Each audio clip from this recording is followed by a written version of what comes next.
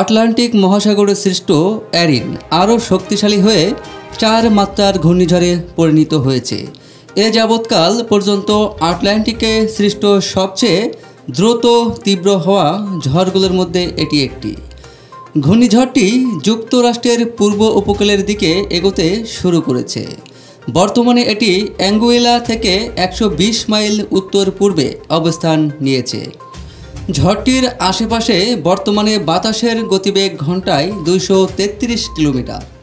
Arene রবিবার Bahama, Bermuda ও মার্কিন যুক্তরাষ্ট্রের পূর্ব উপকূলে এটি আঘাত হানতে পারে। শনিবার 16 আগস্ট এ তথ্য জানিয়েছে মার্কিন জাতীয় ঘূর্ণিঝড় কেন্দ্র এনএইচসি। বিবিসির প্রতিবেদনে বলা হয়েছে, স্থানীয় সময় শুক্রবার বেলা 11টায় ঘূর্ণিঝড় অ্যারিন ক্যাটাগরি 1 শক্তিতে রূপ নেয়।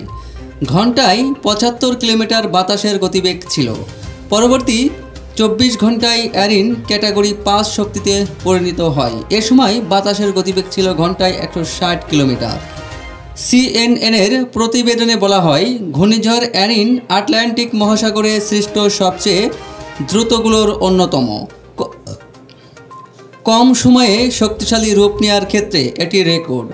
1 সেপ্টেম্বরের আগে সৃষ্টি হওয়া ঘূর্ণিঝড়ে এর আগে এত কম সময়ে শক্তিশালী রূপ নেয়নি। বার্তা সংস্থা এএফপি জানিয়েছে, এ ঝড়ের কারণে সেন্ট থমাস ও সেন্ট জন দ্বীপে আকস্মিক বন্যার সতর্কতা জারি করা হয়েছে।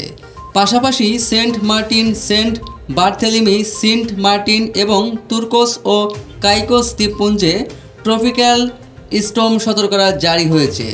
ঝড়ে সর্বোচ্চ 15 সেন্টিমিটার পর্যন্ত বৃষ্টি হতে পারে, যা আকস্মিক বন্যা ও ভূমিধসের ঝুঁকি তৈরি করেছে।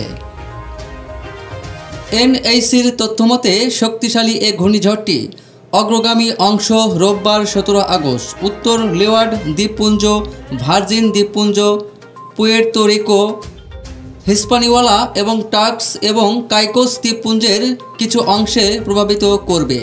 আগামী সপ্তাহের শুরুতে রোববার বাহামা, বারমুডা এবং মার্কিন যুক্তরাষ্ট্রের পূর্ব উপকূলে এটি আঘাত হানতে পারে। অ্যারিনের প্রভাবে রবিবার উত্তর লেওয়ার্ড দ্বীপপুঞ্জ, ভার্জিন দ্বীপপুঞ্জ ও পুয়ের্তো রিকো জুড়ে ভারী বৃষ্টিপাতের সম্ভাবনা রয়েছে বলে জানানো হয়েছে।